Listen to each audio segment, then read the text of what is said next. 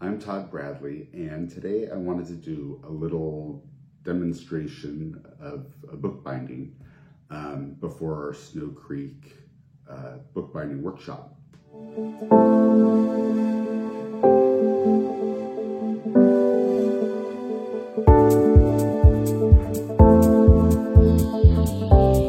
I'm actually working on an actual book that I'm going to be handing out to the models that participated in my photo shoot for this product, Not of This Realm.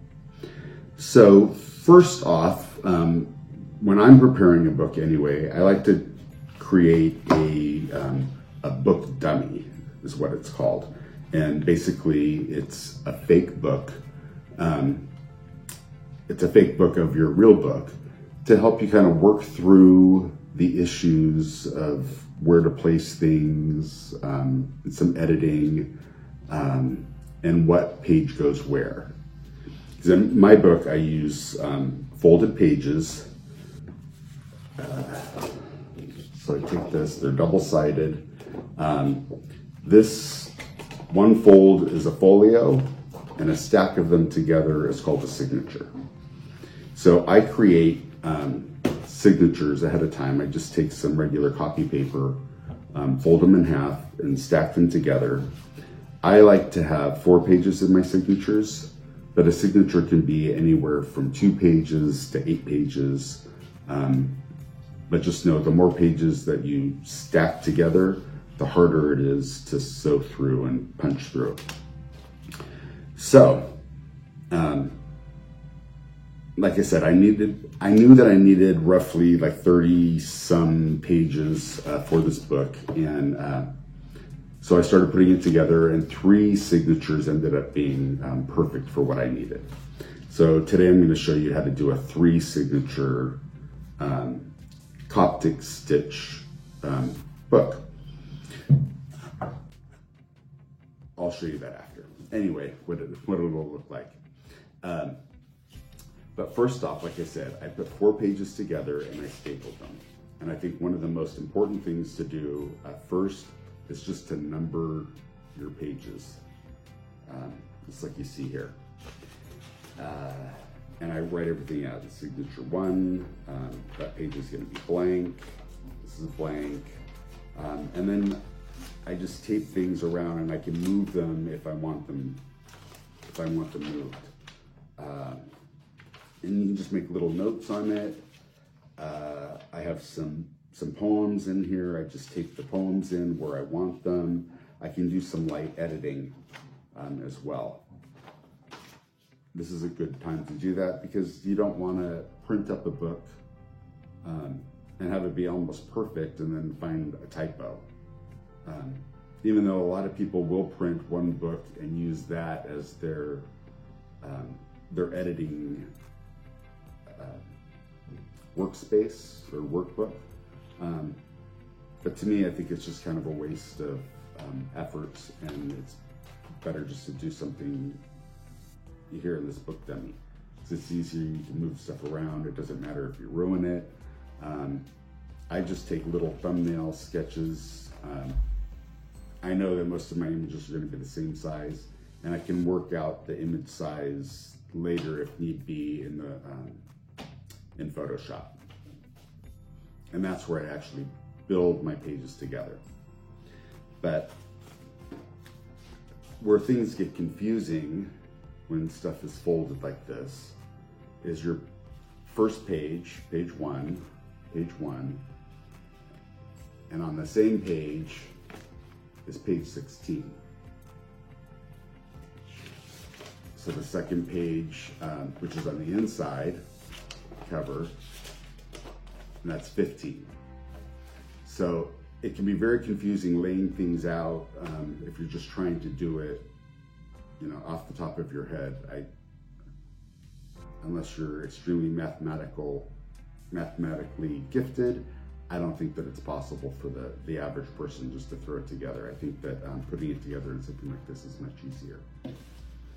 So that said, after I had my 3 signatures all put together and I knew what I wanted, I put them together in the word processing in the Photoshop program, and I then printed them out, so I have them all ready to go to show you what I'm going to do today. One thing that's important also, open up your book dummy again so that you see the layout and you see which way the fold needs to go. I did one of these earlier where I ended up folding it outwards instead of inwards. It's easy to correct, but you just don't want to go through a whole book and put the scores in the wrong place.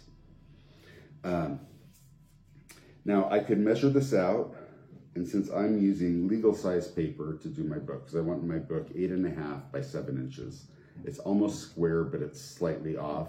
I think it gives it's a nice size.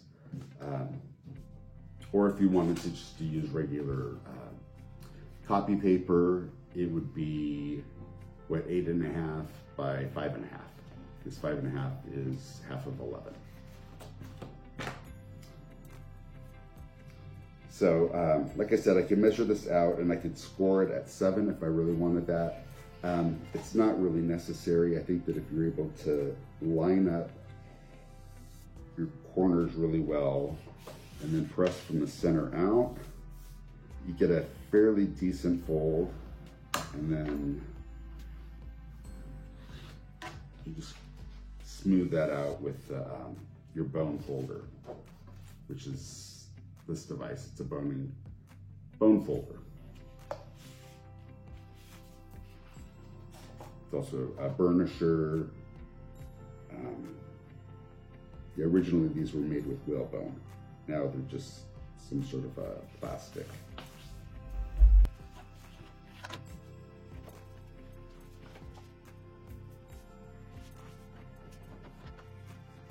You'll notice that one side is much sharper than the other. It's almost easier to use the duller side for this. Now, if you don't have a bone folder, you could use something, I mean, basically anything that resembles this. You could use a duller ruler. I don't know if I would use one of these metal rulers, but you could. Just be worried that sometimes metal will leave a mark on your paper. But the back edge of a butter knife works really well. Okay, so now I have my signature. I have to go back through.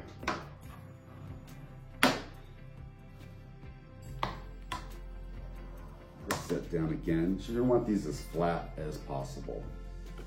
You want them in there together. Also know that the more paper that you put in, you're going to get this little edge. I don't know if you can see it here. Little triangle that points out. At 4 pages, it's just starting to be noticeable, I think. But you can go back through and trim all that off if you want a very clean edge. To me, it's not that noticeable, and it's not that important for this book.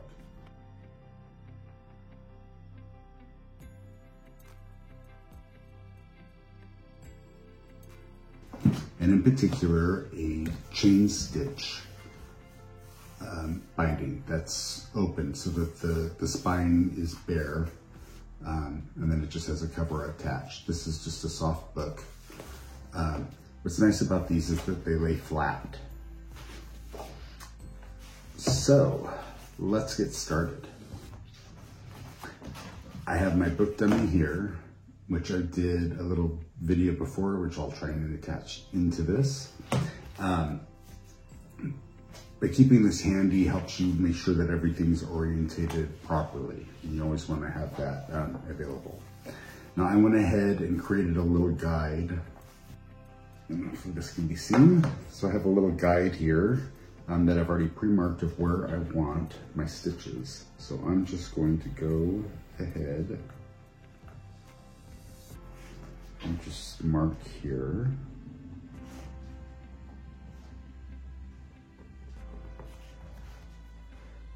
I've seen people use a saw to cut these. That I thought a little too much paper. I don't want that, especially on that top layer.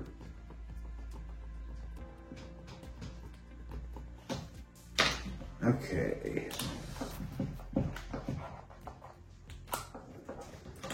That's done. We'll move that out of the way and work on these individually.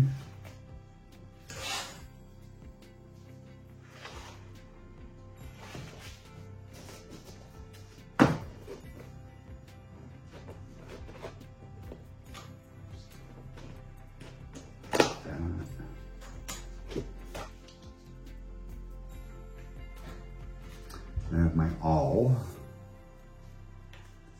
very sharp. And this is going to go right here along the spine on the fold. And I'm going through all 4 sheets of paper here.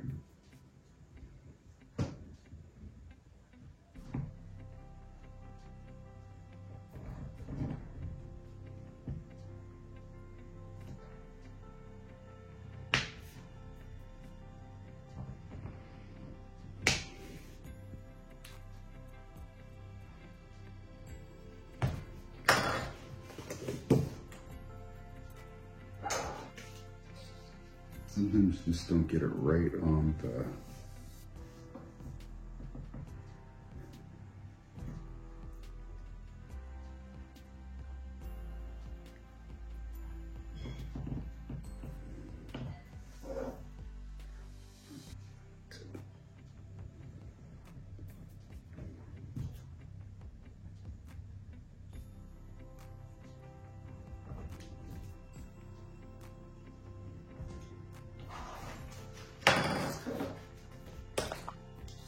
and we'll repeat the process on all of the signatures. I'm just using 3 signatures for this book.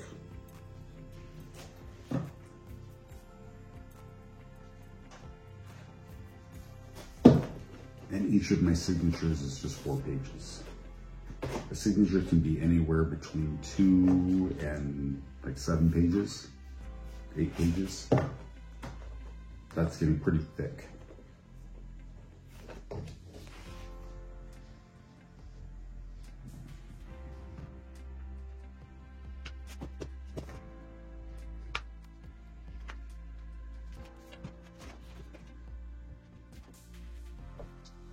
And I like to go back through the other way just to kind of open up the hole a little bit.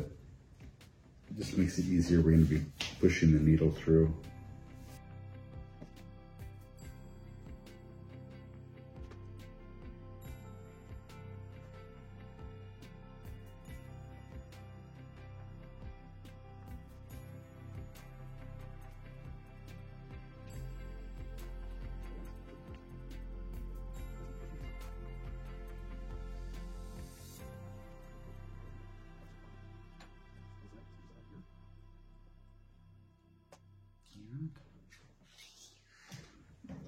Now for this project,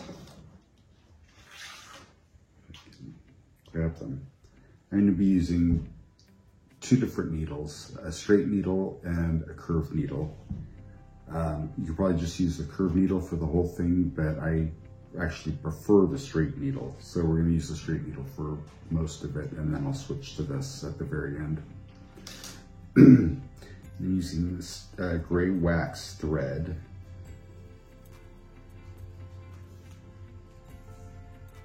And if your thread isn't wax, you can wax it with beeswax, but it's nice because it keeps everything kind of contained. There's no frayed bits. And it's going to take about 5 times the length of the spine for this book anyway. And since it's 8.5, I'm just going to go 9 inches here.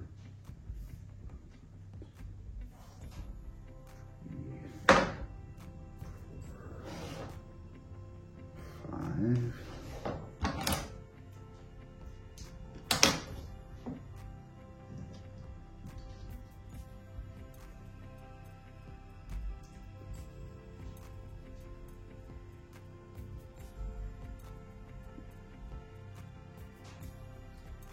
Thankfully, these needles have big eyes because my eyes aren't so good anymore. Okay. So we're going to start at the very last one.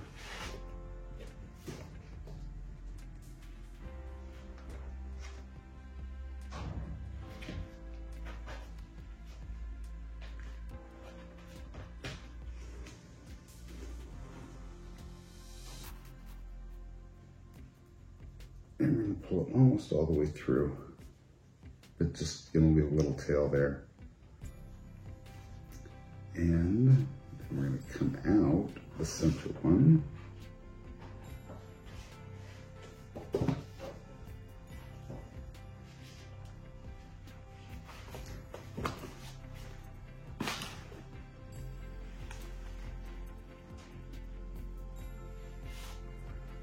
Nice and snug. And then I'm going to go back through the same hole. But I'm not going to pull it all the way tight, which would just pull the thread through. I'm leaving a little loop there, which will tighten up later. And then we're just going to repeat it.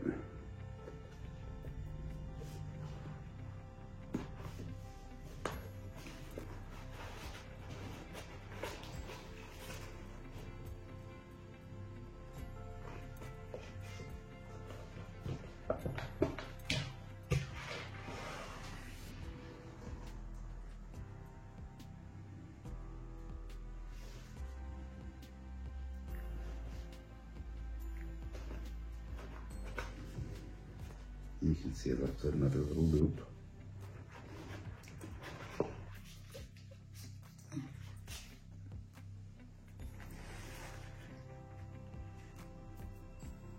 And same thing, back in the same hole.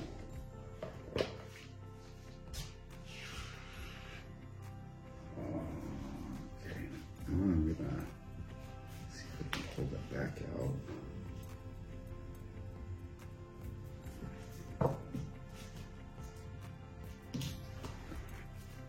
I went through the thread and I don't want to go through the thread.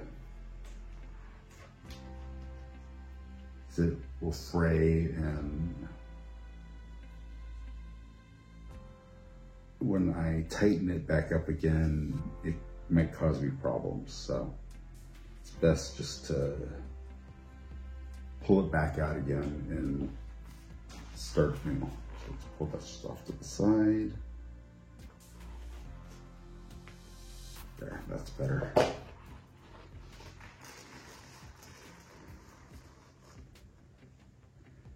Leaving just a little loop. And then going back out the end.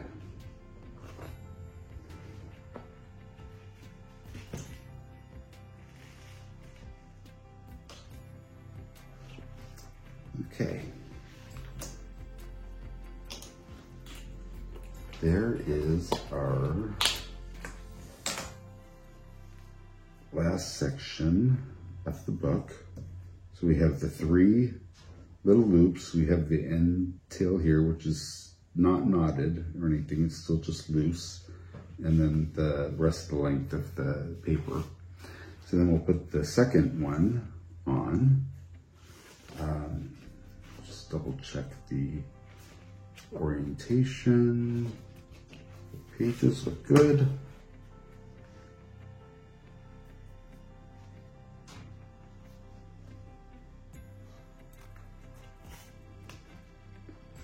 Just put these together.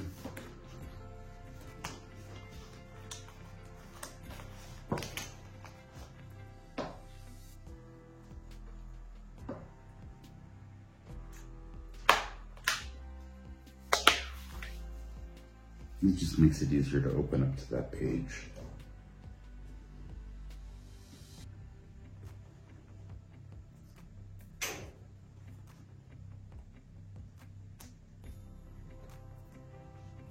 So going in, last stitch.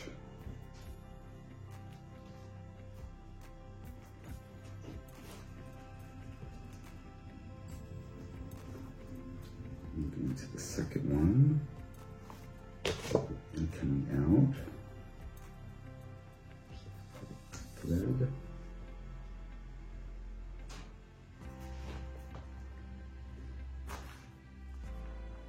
So we're coming all the way out.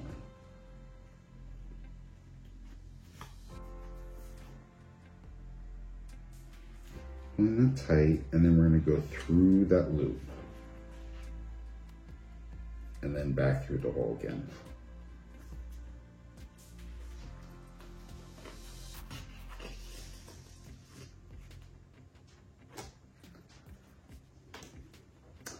Now, tricky part. So now we're going to take this first or the second loop. Actually, I'm going to stick my awl through the first loop there so that I don't lose it. And here,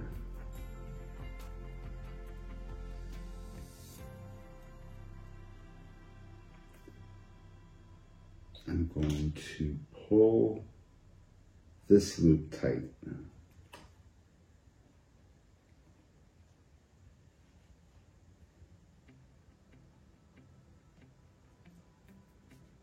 You have to be careful that you're pulling on the right string so that I don't lose that, the first loop. Okay. Now I can, that one a little smaller, because I don't need it that big. Put that out.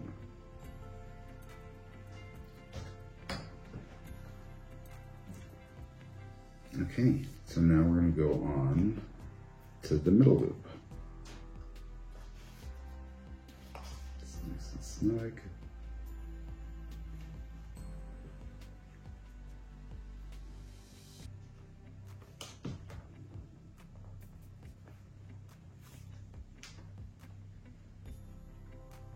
And here I just push the loop up over the needle instead of going through it later, just catching it there and then going back through.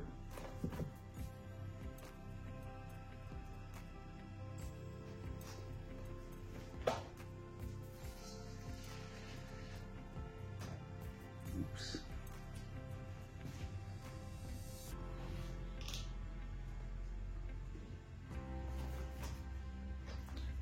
Put the loop through.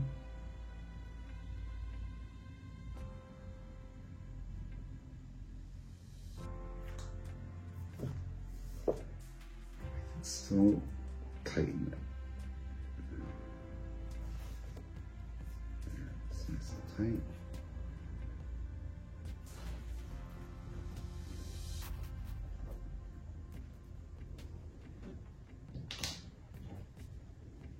And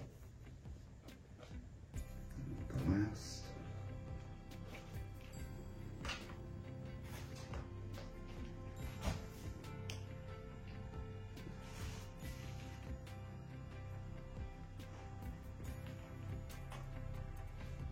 Okay, that one didn't catch the loop, so I'm going to put it through there. And back through the hole.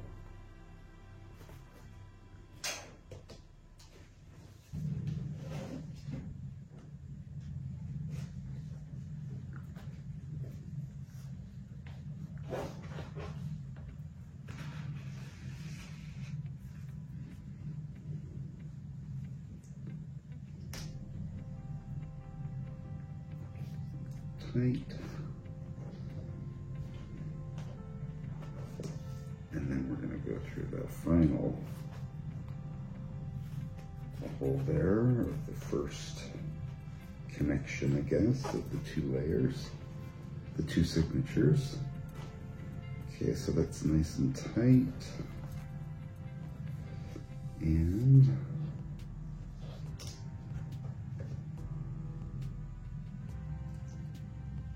do a little square knot here.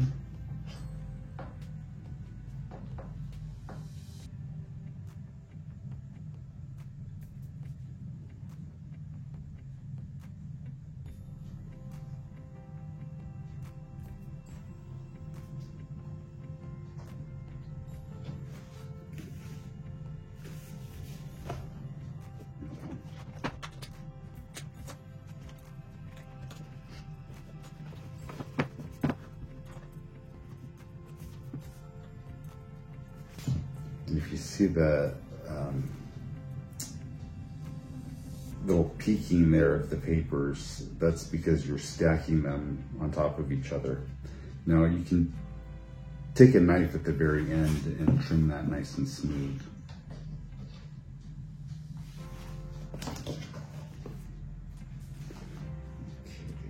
so I'm going to go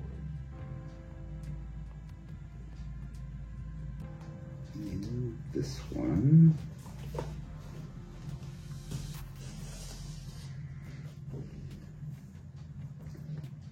And out.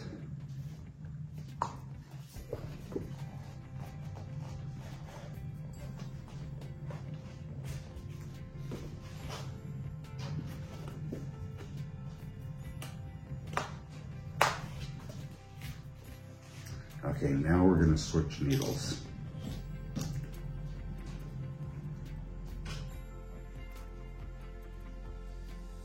And this is where the chain stitch comes into effect. So, come out the hole and take the needle, and I'm going to go down the section, and I'm going to go around that stitch,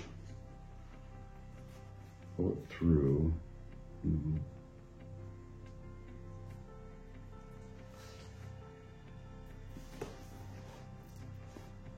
then back through the inside. This forms a little chain.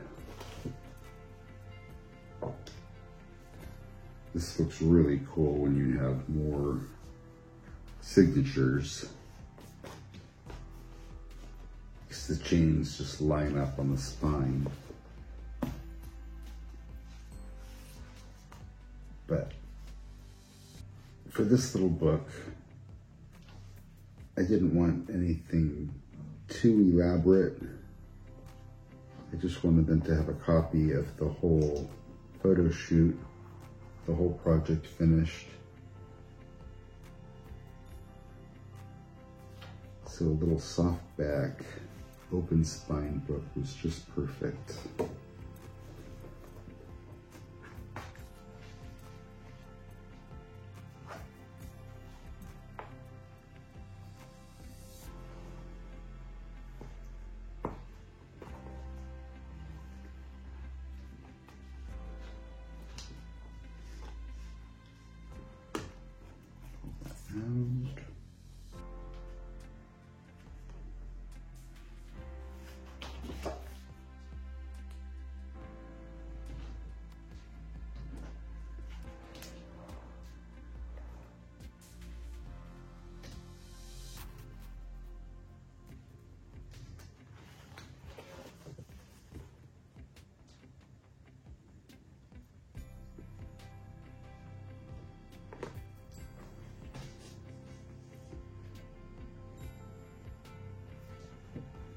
And this is the final stitch.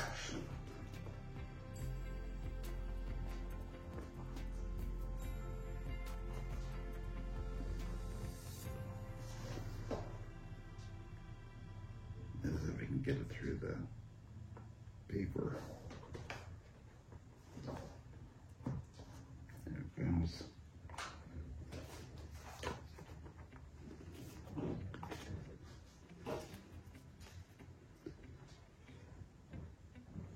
Okay, for this one, I'm actually going to go through the opposite way.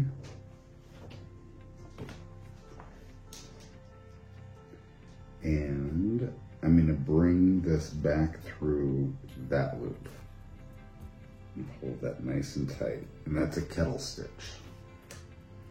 And just to finish it off, I'm going to do 2 of those.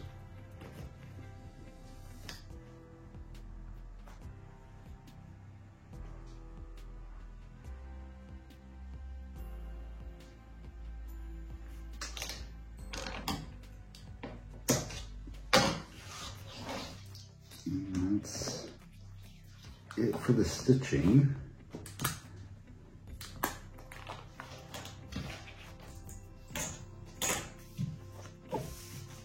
Now you could just leave it like that. However, it's better if you take your bone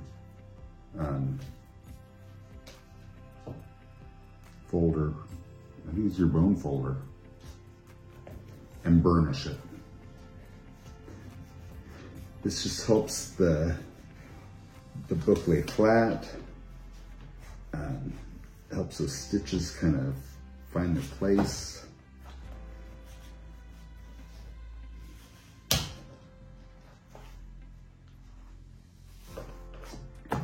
And then what I will do is I will glue the front cover and the back cover using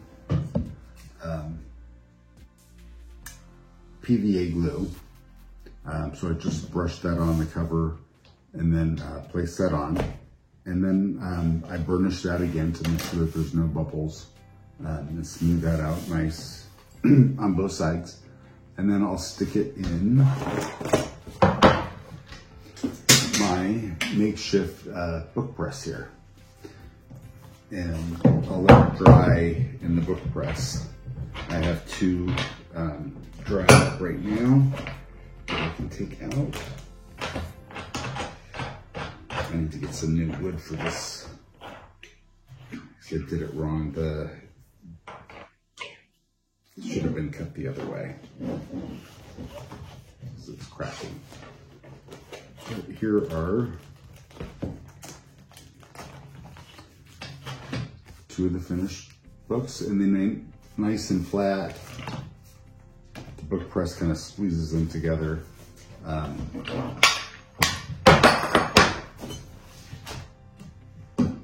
So when you're looking at the book, it's nice because the pages will lay flat.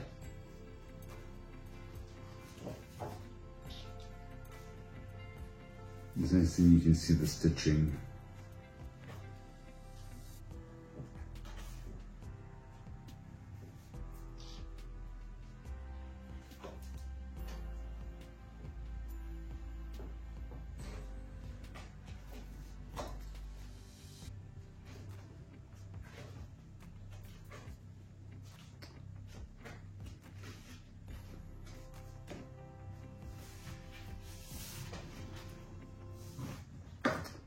There you have it.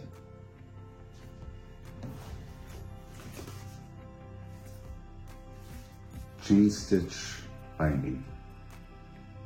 Thanks for joining me today.